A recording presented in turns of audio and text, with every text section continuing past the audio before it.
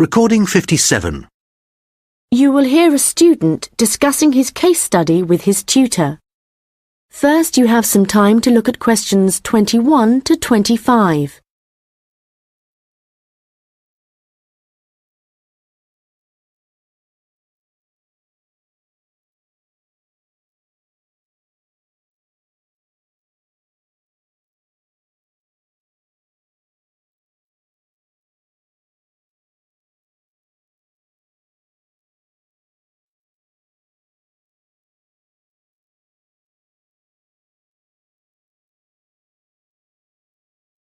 Well, James, I've had a look over your case study, and for a first draft, it looks promising.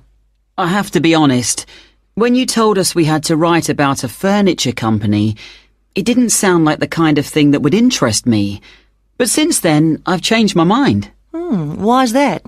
Well, as you know, Furniture Rossi is an Australian company, still comparatively small compared to some of the high street stores, but it's got plans to expand into foreign markets, so I chose it for that reason. It's going through a transition. It's a family-run business aiming to build a global brand. All right, and you've made that clear in your writing. One thing, though, that I think you've overlooked is why Luca Rossi started a furniture company here in Australia in the first place. Well, he'd just got an arts degree, hadn't he? And people were trying to talk him into an academic profession, but he wanted a practical job, something he thought would be more satisfying in the long run. His grandfather had been a craftsman, he'd made furniture in Italy, and he'd passed this skill on to Luca's father. And, well, Luca thought he'd like to continue the tradition. Yes, that was the motivation behind his decision. And what was it, do you think, that gave Furniture Rossi a competitive edge over other furniture companies? I wouldn't think it was price. It's always been at the higher end of the market. But according to my research, it was to do with the attitude of the employees. They were really focused on giving good customer service. Yes, Luca Rossi insisted on that. Their promotional campaigns also emphasised the fact that the wood only came from Australian forests. But that was the case with their rivals too, so it wouldn't have made them stand out. OK, we'll have a careful look at the content of your case study in a minute, but I just want to make a general comment first before you start writing your second draft. OK. Yes, what I'd like to see more of is your opinion. A bit more critical thinking rather than the bare facts. But it's good to see you've been careful with your referencing this time. Thanks. And I read and reread my work, so I'm pretty sure there aren't any errors with the language. Yes, it's fine.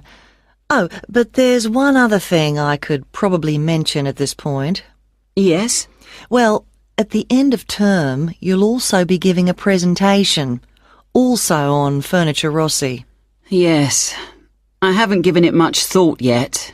Understandably, but while you're writing the case study, I'd recommend you think about what kind of information would be suitable to use in your presentation.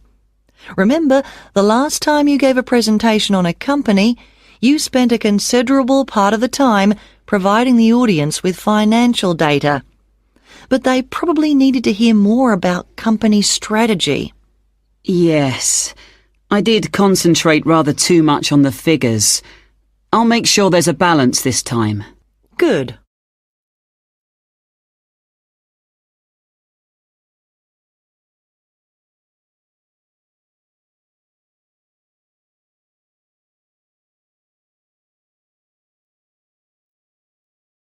Now listen and answer questions 26 to 30.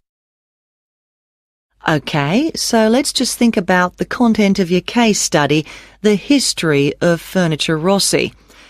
I see here in paragraph 4, you're talking about how Luca Rossi raised the capital for his new business venture. And then you're talking about the customer base growing much wider. But what was it that prompted this growth? Well, that was to do with the quality of the furniture products that the company was selling. People loved that it was all handmade and would last. And because demand from customers kept growing? Well, then Rossi needed to take on more craftsmen so they could make sure the orders were ready on time. And then he also had to set up 2 new warehouses to make distribution quicker. Yes, and from there, the company really grew. But think what happened next. They started looking at ways to increase their profits and called in a consultant. And what he saw immediately was that the infrastructure was completely outdated. They were paying 3 full-time admin staff just for data entry. So he recommended they upgrade their software programs, and that, in turn, cut operational costs and just speeded everything up. I'm surprised they didn't get onto that earlier. But I suppose Luca Rossi was more interested in the design aspect rather than the finance side of things. Yes, I imagine that's why he eventually turned the day-to-day running of the company over to his son. And in fact, it was the son, Marco, who persuaded his father to move on from traditional television advertising and go online instead. I guess that's the best way to reach people.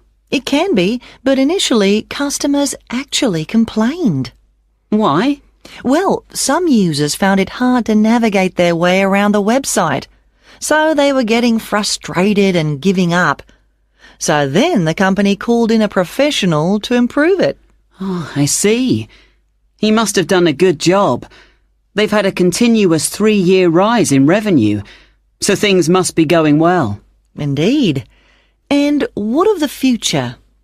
Well, I probably need to talk about this a bit more in the concluding paragraphs, don't I? Consumers are already aware of the quality of the furniture, that's for sure. But I think the company is aiming to publicise their values. The fact that they have respect for beauty, durability and functionality and the environment. A lot of companies are already... That is the end of section 3. You now have half a minute to check your answers.